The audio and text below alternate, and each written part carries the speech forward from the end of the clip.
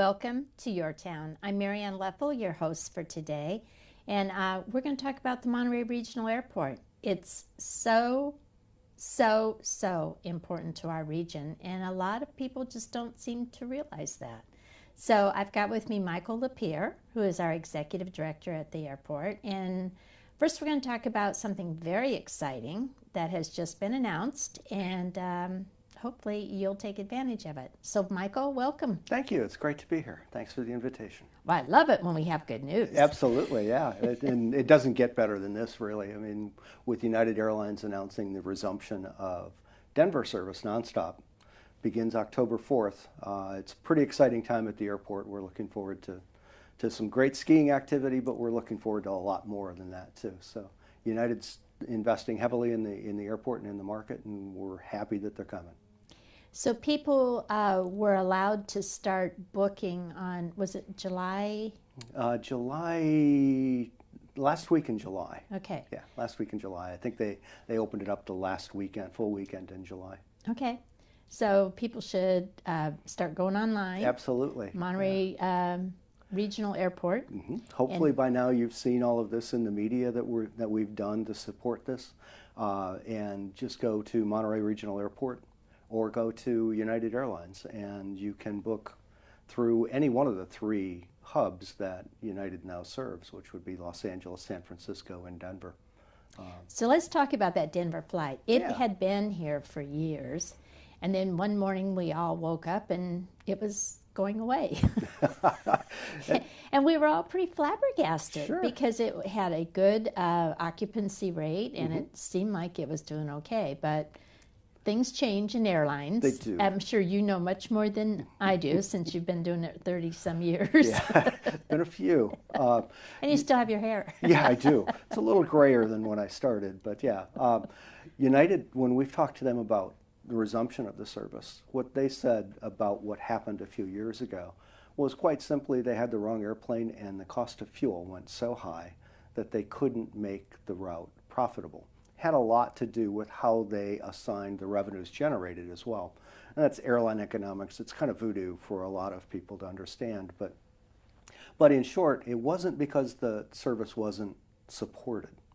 It was simply because the economics of the deal. And if you remember right, that was the time when we were looking at $120 a barrel oil. And fuel costs were so high that on a 50-seat airplane, it was difficult to make the numbers work for them. So they stopped the service. We're in a better environment now. The market is as strong, if not stronger, than it was at the time.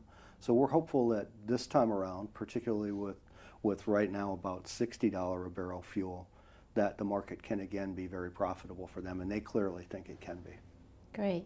So do you remember the timing of the flights?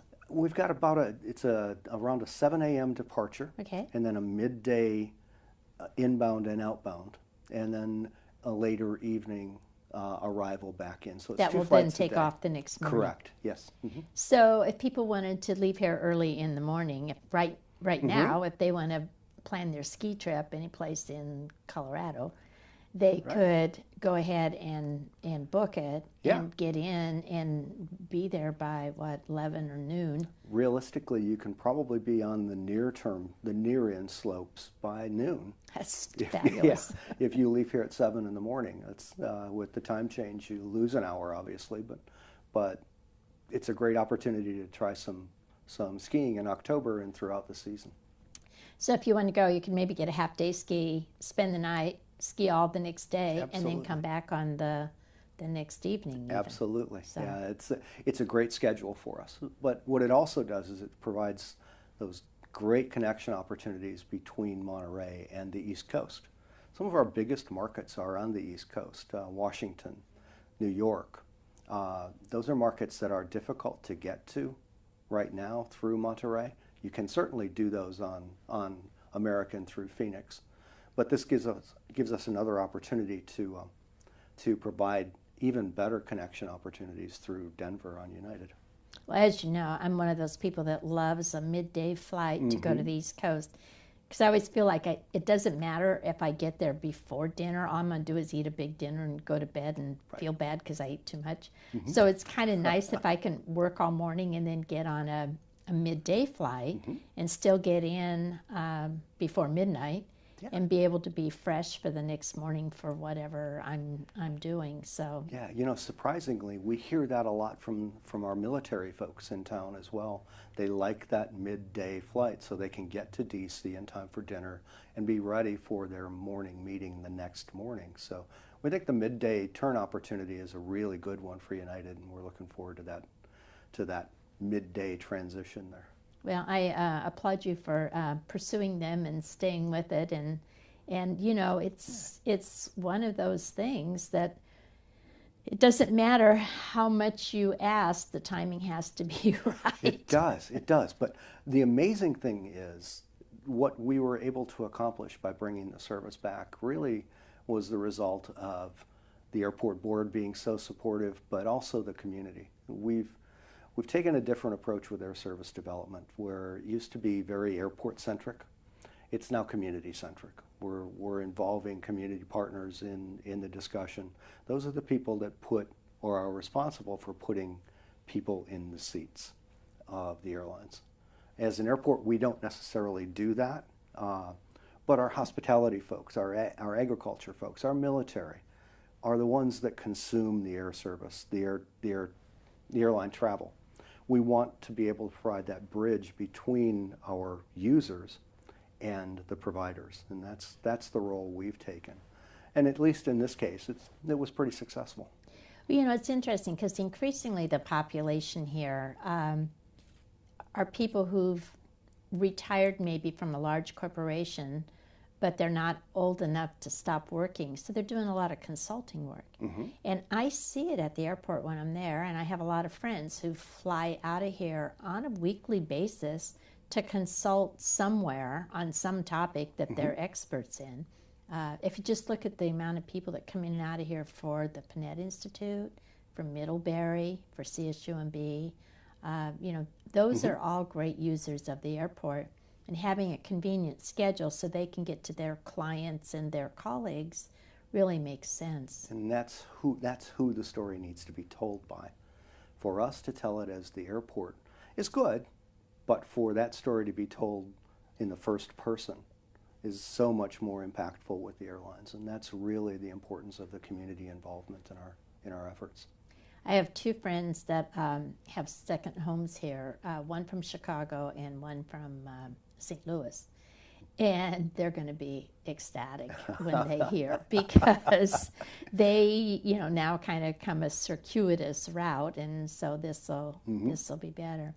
And I don't want to shirk the really good connections that American has. No. I think American's been a really good partner for the airport. They have, and they continue to be, and we want them to be healthy. We want all of our carriers to be healthy. We want to grow our service opportunities, and really our focus is to grow what I'm calling growing from within, working with the existing partners. Doesn't mean we're not going to talk to new carriers about new opportunities, but we want to make sure that the ones that we have today are happy and healthy and successful.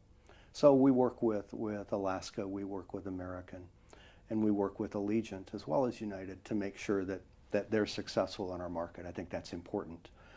American has done a great job for us with the Phoenix opportunity, and we hope that there's other opportunities out there for them as well. But our mission is really to make sure everyone is successful. Well, and it's just nice to have choices. It is. No matter what, if it's the time you want to go, or where exactly it flies to, or wherever you're more comfortable making a connection. Sure. All of that plays into it, not to mention people's air miles. Right? Exactly. the power of frequent flyer miles is pretty amazing. And who their, what do you call them, their partners are, their... Oh, the code share partners? Yes. You bet. Yes. Sure. So all of that, as I have grown in my job as an airport board member, I've watched how all of that plays in. It certainly does. It's powerful. It's a huge influencer in your travel decisions for many, many people. If you're on an airline, if you're on an aircraft, you'll often hear the flight attendants promote a credit card and offer you miles. There's a reason they do that. It's not because they're promoting the credit card, it's because they want you to have 50,000 free miles, or however many free miles so that you'll come back. And it's effective. Yeah, it's a great little incentive Sure. to be loyal. Yeah, exactly. So, Yeah. yeah, it's good. Yeah. So, in a perfect world, as the airport manager, where else would you like to see better connections? Our first focus was obviously an east-facing hub with Denver and Phoenix. I think we've got that covered pretty well. I think Seattle is a huge target for us and has been for some time.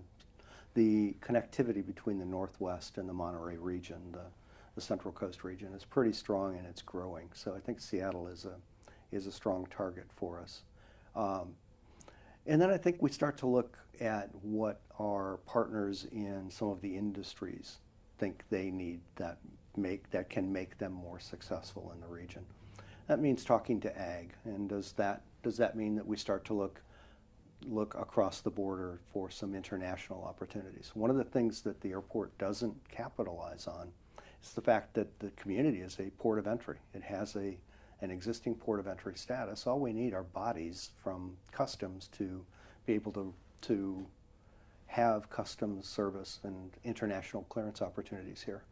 And I think that may be something that we need to explore as a community. And does that help our ag industry? Does that help with some of the hospitality industry? And when you look at what happens at the airport today, we have a lot of private international opportunities that come to the airport, but they clear customs somewhere else. Is there a larger market we could capture by having customs on airports? So I think it's an opportunity for us that we need to explore.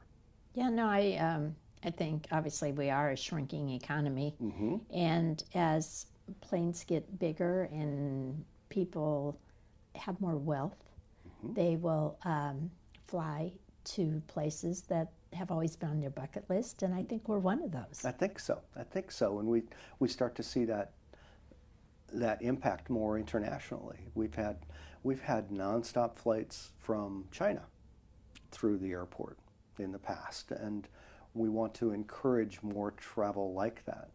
And then with our partners in the ag industry, they do a great deal of growing south of the border in Mexico and other places in Central and South America.